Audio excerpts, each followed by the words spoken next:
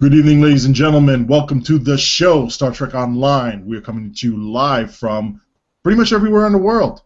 Oh, we have here with us tonight the usual five, the Fab Five that we love to hear. Chief of Logistics Officer, Captain Timberwolf. Chief Intelligence Officer, Captain Sarcasm Detector. Chief Science Officer, Captain Snipey, 47 Alpha. Please and thank you. Chief of Cheesy Tactics, everybody's favorite cheese master, Captain SOB. And this is your chief, I'm the chief of PvP pretender, really, even though I am the chief strategic operations officer. Captain Open Knight, but right now I feel like being demoted to first lieutenant. So anyway, here's the show. Here's what we're going to talk about. First thing up front and center, the quest to fix lag. The developers have been really on it this way lately, and they've been trying to put out there, if on Twitter, on the forums, that they are seriously improving the server performance, and they have their hit list, and they've been scratching off a lot of items. Although we haven't been getting specific details as far as what those items are, they've been throwing us tidbits here and there. So take it away, gentlemen. What do you think? What do you see coming down the pipe? And do you think they're going to start implementing all of these all at once, or just do incremental patches just to see how everything goes as far as performance, and then throw the rest of them on there out into the wild as they see they make adjustments on the fly? I believe we're going to see some major improvements over the next few weeks, just for the fact that there's a lot of players returning to the game for the summer event, and if you have players come back to a game in this state with lag, they're not going to stick around. Yeah, I have to agree. I mean, just the sheer amount from what we're seeing from our patch notes for tomorrow, and then him listing that they are going over pretty much every starship trait. This was on the forums. Every starship trait that's come out since Delta Rising, and then when you reference his pictures I have up from Twitter, you can't really see what's on the lists, but the sheer amount that there's there, it really seems like they're trying to make for sure with the summer event going forward, they are trying to bring up a lot of different things and fix them. That's right. There was the very first image that they posted on Twitter with the server latency hit list. That looks like it's been completely crossed out, and I think that's what's going to be going live tomorrow. Or at least I hope that's what's going live tomorrow. But they've added another list, so to speak, and that one looks like it's a couple of times larger than the initial list. So we'll see how long that takes to get fixed. So we're assuming that they've pretty much, by the list that's been crossed off, they've taken care of a lot of the low-hanging fruit, the stuff that they can fix up pretty quickly without major rewrites, and whether we've seen all those get into the game in this coming week's patch, we can't be sure of that. But the fact that now I'm now working on a newer list, this is like part two, you know, the harder stuff. So what's getting fixed on that list may be released over a longer period of time. I do want to point out that not everything on the initial list was fixed. Wordkiss did say on Twitter that the stuff highlighted in red on the picture needs tech for that to be improved, and the stuff highlighted green can't or won't be changed. So it's something really deep in the code that will probably break the game if they touch? Yeah, well, that's we are what I looking said. at it. We're kind of looking at a City of Heroes code here.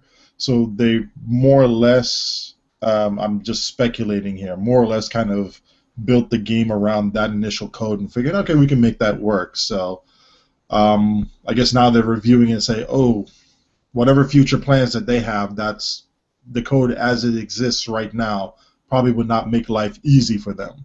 So they're going to have to weigh everything that they have in front of them before they start making that type of change. And by the looks of it, it may be a major change. So who knows what they have coming down the pipe. If it's something that's very deep in the core of the engine, yeah, they probably don't want to touch that. They'll probably want to fix everything that they can first, and then maybe later take a look at that. Hell, they might, if they fix everything else that's on the second list and there's no more lag, there might not be a reason to fix those that are highlighted in green. Which is probably a smart thing to do, because you could probably break things even more by digging too deep into the engine. So so that's shows a smart strategy on their part. Well, speaking of breaking things, the last patch that they did, not I think last week, the previous one where they actually did change some of the traits, a couple of things did break with that. Not like terribly broken, but there were a couple of bugs here and there. Anything that comes to mind immediately? Omega Graviton Amplifier and the T4 Iconian were Yes. the two big ones. Algorithms.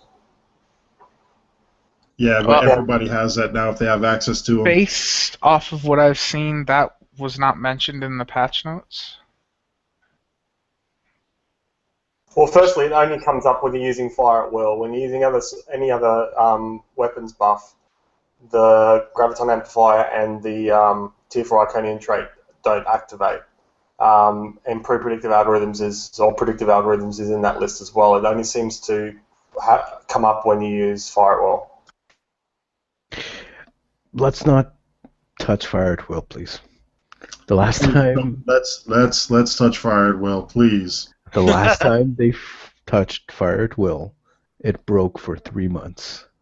I don't know if you were around back then, Odin, but it was hilarious. It was a comedy of errors. I think I left just before. I left just as Legacy of Romulus dropped, so I didn't come back until a few weeks before DR. It's taken 3 months to finally start getting some decent ISA runs in again. I'd rather not have the primary weapons or speed bug now for the next 3. Yeah, that'd be a pain. I'm sorry, you don't want to be included in my world? Really? Really? No. Alright, anyway, moving on from the actual bug in the code, in the Matrix. On a related note, anybody else been noticing some network changes that have been happening on the back end from, looks like Cryptic / PWE? For some of us who are a little bit more network savvy, we have been noticing some changes there, and it looks like there may be a way of getting around some of the bottlenecks over at the Boston hub, specifically with Cogent. Now, we haven't been able to nail down any specifics. We have put in a request to speak with one of the network engineers or anyone involved with some of the network restructuring. But so far right now we haven't been able to get a hold of anybody, or our request hasn't been answered yet. With that said, we don't have any malice towards anybody for that. We know it was just informal and short notice. And we would definitely like to know what's happening here. Yo, Timber, you're crinkling. Sorry. We would definitely like to know what is happening on the front end gate side of Cryptic / PWE, because there are some people who love it. I mean, their network issues seem to have been solved, and other people who either didn't have issues are starting to have issues, or it's getting worse. So if we can get like a decent idea without giving away too many trade secrets, we'd love to hear it. We'd love to broadcast it to everybody out there, and we'd love to hear that there's something being done on a network level that will address some of the game latency issues. Thank you. I haven't actually heard about any of that, or I haven't personally noticed anything. Only thing I know about the network is stop downloading BitTorrent and stop watching Netflix while you're playing STO. Really? I thought it was my computer.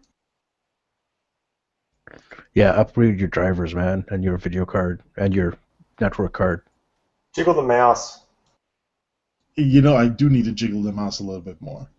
But we'll go with that.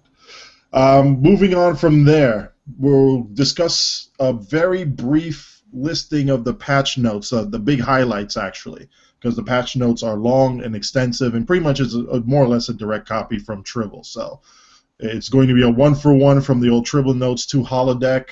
But what would you guys like to bring up as major highlights that people should pay attention to?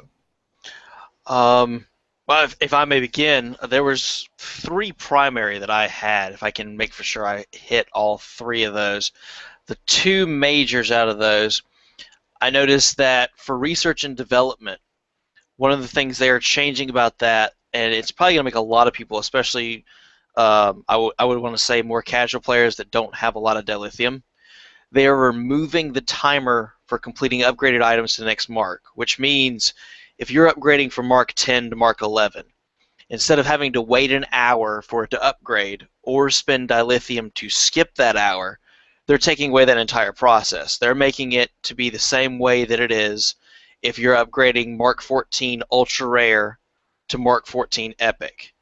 You don't have a dilithium cost at the end when you're trying to upgrade your quality. It's just you accept it. They're taking away that dilithium and timer cost. That's actually, in my opinion, a really nice move by Cryptic, and it's probably going to cause less headaches for people because they have to spend less. That was the first thing I noticed. Of course, the second major thing was, they're still working on server performance impact of abilities, which going on Bordicus's hit list has been more or less every trait that has been released since DR. It looks like he's just making sure he's dotting his I's, he's crossing his T's, and he's checking everything. And what it's doing to the servers, what it's doing to the shards, and they are fixing that. Thirdly, feedback pulse. It's now instantaneous. And we all know from facing feedback pulse builds in PvP, or what a feedback pulse on an NPC can do to you, they were dangerous enough as it is. Now with it being instant versus waiting for it to hit you, it makes them that much more dangerous.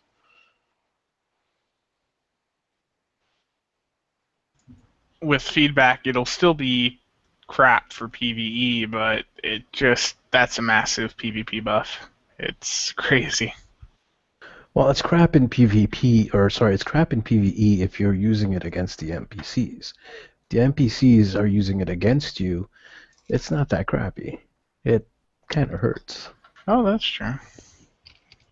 Like the Borg Queen, for example, or some of the Borg pickles use it against you, and it's annoying.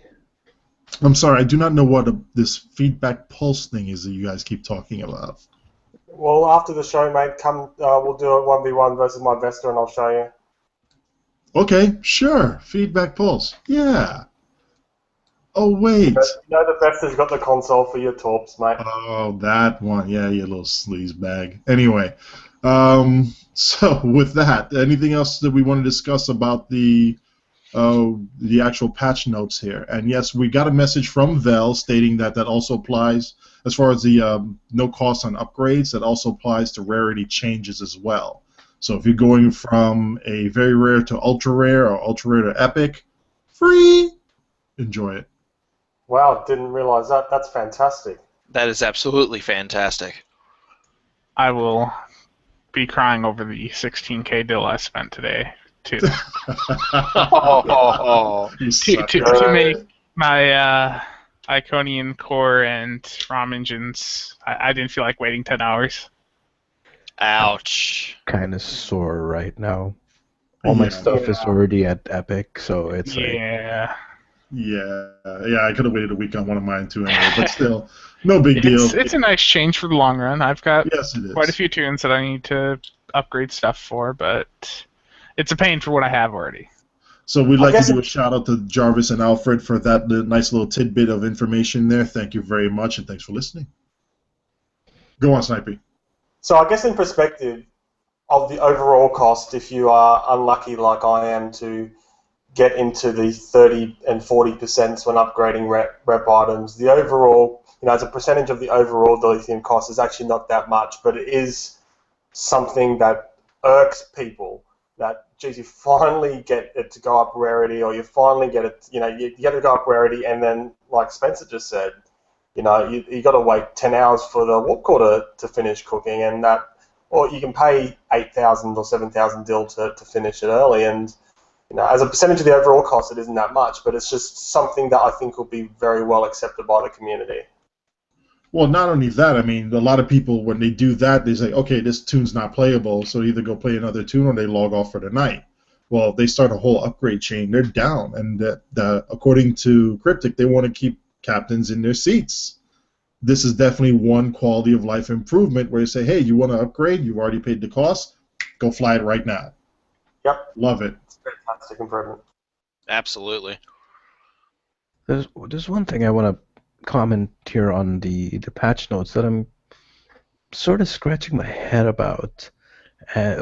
What are they doing with all these Romulan ships here? You see, there were like a whole bunch of Romulan ships had their aux power switched to engine power. What's that about? Yeah, I think the bonus was what was stated in the bump for the ship in the sea store wasn't actually what the reality was when you owned the ship. To be honest, I didn't even notice. But they obviously did, and they fixed it. That's one thing that's always bugged me about the Fayette. It's a great escort, but it was just it was never fast enough. It was quite a slow escort, and that 10 increase to engine power will make a lot of difference in the Fayette. But I think it's just down to the fact that this is what was advertised. It'll get a subsystem power increase to these subsystems, but the reality was it was different, and they fixed it. It's going to aux instead of engines. Okay. So yeah, and I think aux instead of the engines. Cool. So it's pretty much a bug fix at that point. I have to admit, I never saw anything about this in the forums, or I never seen players talking about it. I think they must have just noticed it and fixed it. Moving right along. Strangely enough, people are going to have to, Romulans are going to have to go back and rebalance their power settings again. Well, not like Romulans are actually hurting for anything, right? Yeah, they've got 40 less power than you Federation types, so it's... we'll trade you 20 power for some crit D and crit H. How about that? Agreed. Yeah, I wouldn't mind some of that. Exactly. Going on with that, and actually related a little bit to what we discussed as far as paying a price in Dill, give us some information on what do you think should happen with the market. I mean, we're looking at Dill prices literally going out of control when you're doing like a Dill to Zen conversion, or vice versa. And what's going on with the market? We have no good Dill drain right now. Upgrades for a Dill drain for a while when they initially came out, as soon as people finished their upgrades, that was it. We need something just that will be here for long term. Another fleet holding would help temporarily, but I think something like the spec points for Dilithium would be a very good long-term solution to balance the market back out and make it easier for free-to-play players to get Zen with their Dilithium. That one's a bit problematic because they've reinstated the dilithium for spec points. So whenever you're maxed out on spec points and you get an extra spec point, you get the 2880 dilithium again, like they originally had. See, I didn't know that. That's news to me. Yeah, it's a pain, but I think they could easily counter that. Just have the price that you're buying the spec point for be quite a bit higher.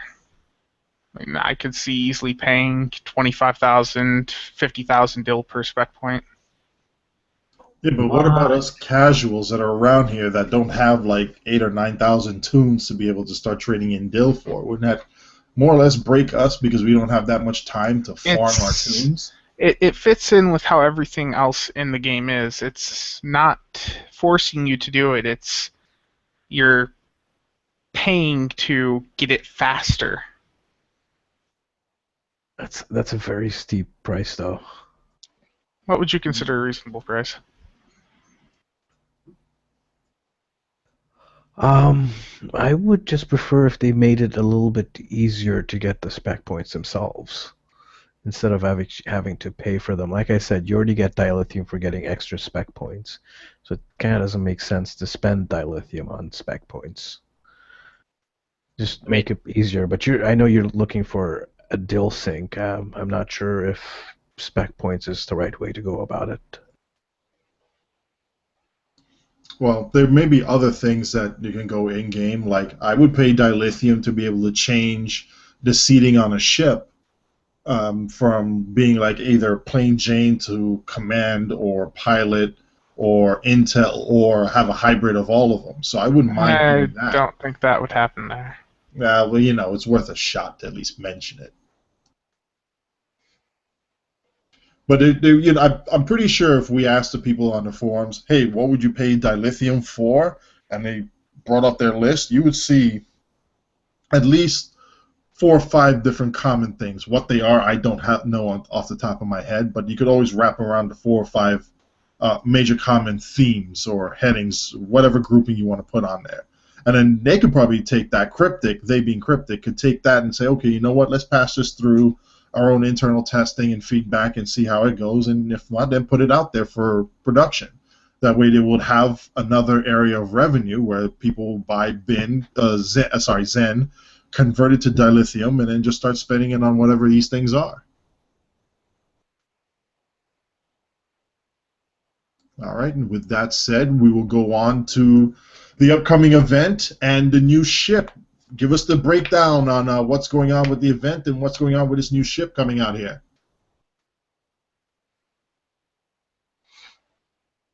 Timba. Oh, wow. Okay, well, the big things that they've had with the event is, of course, everybody has heard now that the pearls are gone. Those are entirely gone, so you're going to have other things that you need to use, which for this year they're saying is the favors. And they've already stated in a post today that the favors are primarily would come from the flying high daily.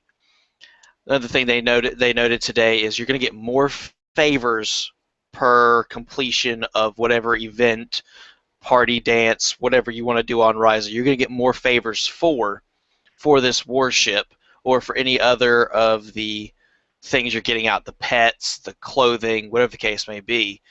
So they're trying to make it a little bit more rewarding to do your grind on Ryza is about the best way to put it, since it typically, you know, you don't get many from it and it's a long term. If they're going to use favors, it kind of makes it where basically the longer, if you can get, you know, as many favors as you want per day, it makes it basically up to the player how fast they want to get the ship, if that's the route they're going. It's not favors for the ship. It's vouchers. Yeah, vouchers. Prize vouchers. Okay, then I had that wrong, and that's my apologies. The favors are for, like buying, getting like the new hoverboard and swimsuits and stuff like that. Okay, I misread that then. So there's a daily mission called Flying High, which I believe is the same as last year, and you get the things called, I'm not even going to try and pronounce that word, but it's the prize vouchers, and you need 1,000 of them to get the ship. Which the ship doesn't look that bad to me, but I'm not that heavy on getting ships and testing them all out. To me, as a more tuned to casual play, I guess, it's kind of akin to the Chelgret to me, with a few bonuses above a Chelgret in my opinion. But then again, like I said, I don't run escort that much. That's exactly what it reminds me of. It reminds me of a Chelgret. A tactical layout with 8 weapon ports. Yeah, it's actually a fairly decent ship in my opinion. Well, let me get this straight though. 6 BOF slots. 6 bridge officer slots. Really? That's epic. It still adds up to 13 total abilities, so... Yeah, it's got 2 ensigns, that's why. But it's great if you're a Romulan, you get the extra SRO in there, and it's great if you're a Klingon, you get the extra pirate in there. And it's, well, you can get the extra efficiency in there, I guess, if you're a Fed. That's great, maybe. The best thing about the ship, though, is that it gets access to use the Ferengi Bridge, which means it has an onboard Dabo Tabo, bank, exchange, and mail. Which That to is me, fantastic. That's a great ship that a lot of my alts are going to be using. It is a very strange ship. All right, so we're just looking at the stats of it right now. Bridge officer wise, it's got 5 tactical seats, 5 science seats, and then 2 engineering seats and 1 universal. So it's very, very light on the engineer. I think most people are going to want to run the universal as an engineer just to have a little bit extra there. Otherwise, it's might be a bit too flimsy. But even as a tactical, it's very light on the tactical seats. Only 5 powers. That's crammed. That's You're gonna have really to try and crammed. cram everything. Yeah, and 2 of them are ensigns, so it's kind of light in that direction. So you kind of have to run a reciprocity build on that. And That's what benefits Feds. And you know what? If you're a Romulan, and a Klingon as well, you're kind of really out of luck there. You really can't run a full Ox to Bat on that thing since it only has the 1 lieutenant engineer. What else is there? I guess you could run a photonic officer in there and speed things up a little bit, but that's not much, though. No, not really. All hands on deck plus tactical initiative, but that has a gap. That's not really optimal. I know people are screaming on the forums, "Oh my God, it's so overpowered!" At all hands on deck and tactical initiative. The problem is with that is, even if you're on the ball, even if you're like really sharp and micromanage your tactical abilities to the point where you're getting that 5% every 5 seconds, you still have a 15-second gap where you have no cooldown reduction. And realistically, if in the heat of battle you're not going to be able to micromanage your abilities like that, you're going to have on average about a 30-second gap. So it is really, really tight on those tactical stations, especially if you're a Romulan or a Klingon. But you have 5 science stations, so you got that going for you, I guess. And also, public service announcement to the kinetic community out there. The console, 2-piece console set bonus for torpedo damage, we're not sure. We don't have final numbers on that. But unless it's something astronomically insane, it's not worth it. I'm sure the 11 people that you just spoke to will find that very interesting, mate. 13, man. 13, and they're growing every day. Wow, that's some crazy exponential growth there. I mean, exactly. We might see like 14 people next week. I see a lot of potential for a Torp on this ship. I mean, you can have the 5 AP consoles on and, that AP Torp. That's right, yeah. You're funny. You're real funny. Because it does say plus torpedo damage, doesn't it? It doesn't. Yeah, so it should be buffed, being it is the best torpedo in the game. I hate every single one of you that make fun of me with that damn torpedo that's not a torp. It doesn't. Look, we obviously can't go off that 2-piece description wholly and solely, but it doesn't say plus kinetic damage. It says plus torpedo damage, so it may buff that AP torp. It'll probably only buff the AP torp. John May lives. Kinetic damage matters. Believe it. Anyway, moving on. Okay, to the House of Pegh. Go on. Before I go to the House of Pegh. Do you want to continue going on about the ship, or do you just want to skip it and go on? Well, if you got anything else that's going on about the ship, go right ahead. Well, there's the console layout. We were saying 5 tactical consoles, 4 science consoles, and 2 engineering consoles. Yeah, lends heavy to science. Very heavy to science, very light on engineering. And unfortunately, the current meta right now is to stuff embassy consoles in the science slots. So if you go ahead and do that, and you put 4 plasma consoles in there, and you have your 5 tactical consoles, you only have 2 consoles left to use.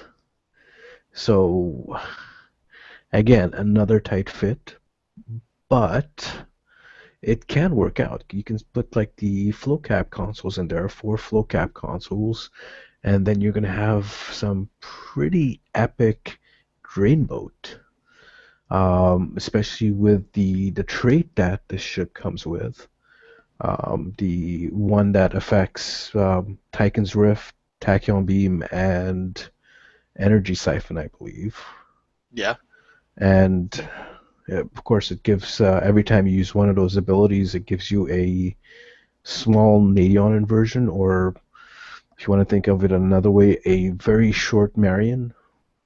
So you get like the effects of a Marion for 10 seconds every 30 seconds.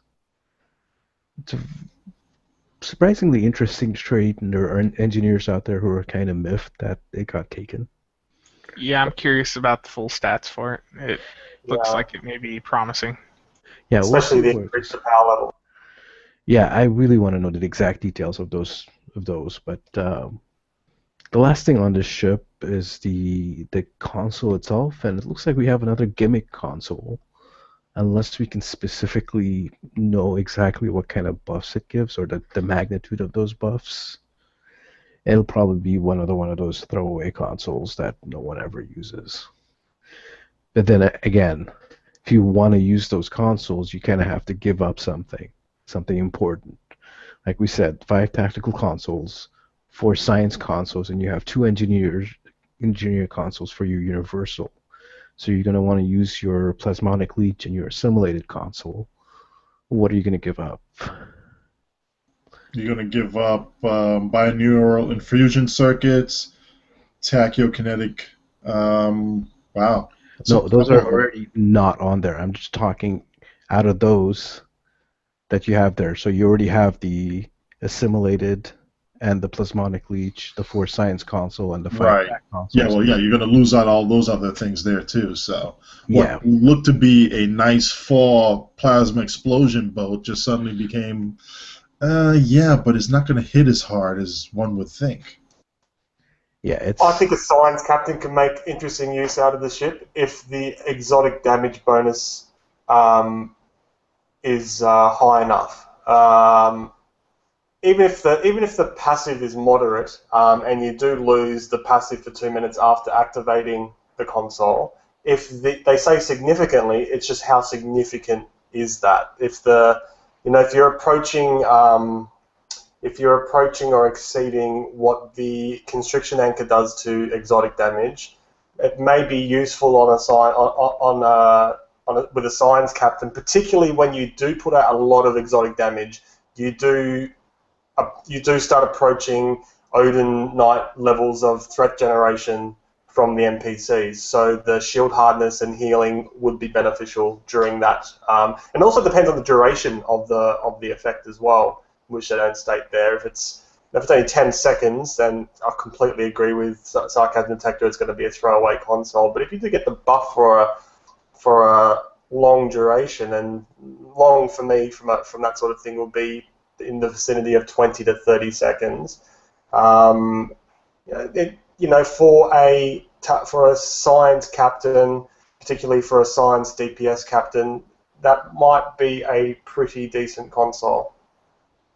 Well, even for a tactical captain or an engineer, it doesn't really make a difference. But yeah, if it's a decent console, then perhaps going with 3 embassy consoles instead of 4 might be the way to go. Which will still give you decent explosion damage. This is true. All right, so moving on with this one here. Back to the House of Pegh. Give us the overview and give us what we found out when people were talking about this episode. Oi. Now this is the one that I've had to pretty much take all week on, and it's not necessarily episode. We'll get to that. The actual episode, I rather liked it. You had a decent counter-strike is about the best way to put it against the Iconians. You found out, of course, Kales was the head of this house, and he was trying to head up an offensive of some kind against the Iconians. and he actually did. He actually cut off the arm of an Iconian before he was killed. We learned that basically weaponized Omega as a beam will hurt them. Don't know what that's going to do for weapons or crit damage or anything like that. I'm just spouting off about random sarcasm. Sorry, it rubs off. Ding, ding, ding, ding, ding, ding, ding. But it wasn't the episode that has kind of blown up everywhere in the forums and everywhere else. It is one specific thing in that episode that you really, if you're just playing it for the episode, you're just playing it just to get through the episode, get the consoles, or for the story, you don't notice it. It's almost nitpicky to pull out, especially in today's day and age. And what's been blowing up is the fact that you have two Klingon women that are hinted at in a relationship. There's no details on what kind of relationship it is other than they're stated that they are mates, which, giving broad spectrum on that word, could mean any number of things. However, it has been taken to the extreme of a gay and lesbian relationship in Star Trek Online. Some people have used it to defend their beliefs. Some people have used it as, they're forcing a belief on it. It has exploded everywhere. And when Trendy tried to step in to ban the thread and try to put a stop to it, a few websites, including one that we can reference if Odin wants us to, they actually tried to fan the flames to make the situation worse. And it's just gotten worse since then, and it's way out of control just over something that's so minute, and honestly something that we've seen in the Star Trek universe before the video game. We've seen it since probably I want to say the 80s, to be perfectly honest, with Next Generation. So it's something that's been accepted. And you can mention the locations where this thing has pretty much gone out, because people can obviously have Google and find it if they wanted to. Okay. The biggest one, and this all started with a post from Blue Geek on the forums. This is one of the posts that kind of it was there, and then Blue Geek kind of made it explode on the forums. And when they tried to stop it, massively OP, the website massively overpowered, kind of in their way scooped the story, fanned the flames more as if it was a political issue that was being explored here, and it just went out of hand. It went out of hand within 24 hours. We're talking about 180 posts or more in 24 hours of just egging on something that shouldn't have been egged on. It should have been just, oh, okay, they have this thing going, no big deal. It's normal for the Star Trek universe. It has nothing to do with anything in real life. It's something that happens. I mean, we have in the Star Trek universe, the Andorians have 4 different sexes in order to reproduce. We see in one season 1 TNG episode, I'm not sure on the name of it, but to reference that, one thing that the crew of the Enterprise suggested to this race had to do with the cloning. One part of the species was cloning for longevity. The other one was kind of a rural farming colony. Was that every woman had 3 husbands and every husband had 3 women. They were promoting a totally polygamist view towards their lifestyle, just to save their culture. Granted, just to save their culture, but it was okay. It's like, okay, well, you got to do this to survive. It's okay, and they were perfectly fine with it. Like there's been no barriers on anything for that, and it's been accepted. People are going to like who they like, and it's okay. So for it to blow up to this level over something that's very minute in one episode that's barely hinted at, it's kind of stupid. And I hate to be blunt about it, but it kind of is. Well, it is, and the very fact that it's that little simple thing in the story has gotten so much oxygen in the 21st century is frankly, I'm sad about that. But I think what the catalyst for this was that Blue Geek's post. He's a SCO forum moderator, granted, he's not an employee, or as far as I'm aware, he's not an employee of Cryptic or Perfect World. Currently But- suspended. Sorry, yeah, but he is a forum moderator, so even by a loose association, he does enforce Cryptic's forum rules and could be seen as Cryptic. And he came out with that. So that was, to me, a massive, massive, massive mistake on his part. And Sorry to interject here, but I'm just going to play devil's advocate on this one here. On his signature, he says he has a disclaimer, more or less stating that his own opinions are his own and not representative of Cryptic or Perfect World Entertainment. So he could say whatever he wants to say as not a forum admin and express his opinion like everybody else. Yes? of course. Hold on. I'm going to have to disclaimer that. I'm going to have to play counter argument to your counter argument there. There's something I always say: pugs can't read. So you expect He's got a point. He's They're got a illiterate. point. He does have a point. They see Blue Geek as Cryptic potentially, and that's why it's gotten out of control. And they see his personal beliefs as a hot button topic that they have to answer on, that they have to defend personally as far as their views.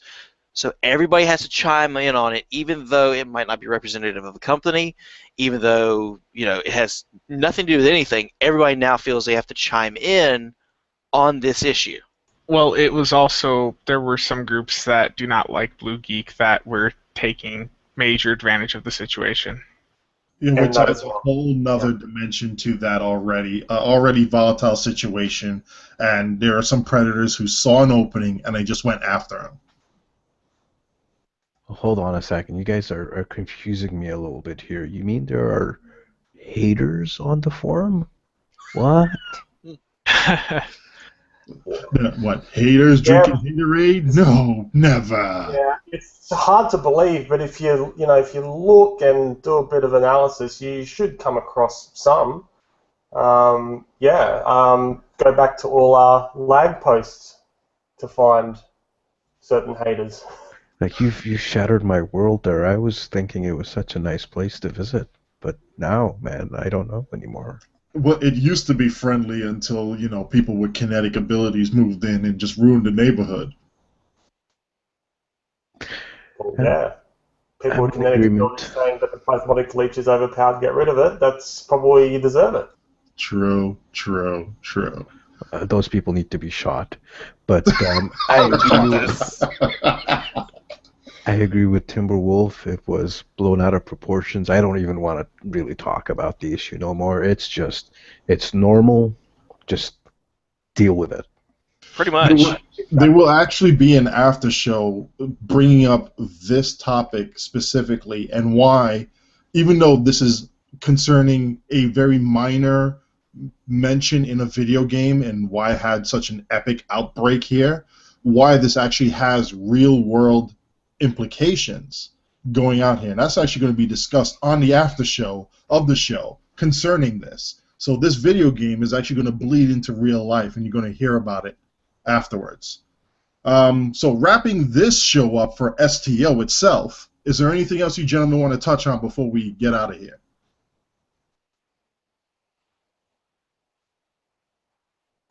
Crickets, sure. That's a good question. No, I can't really think of anything at the moment.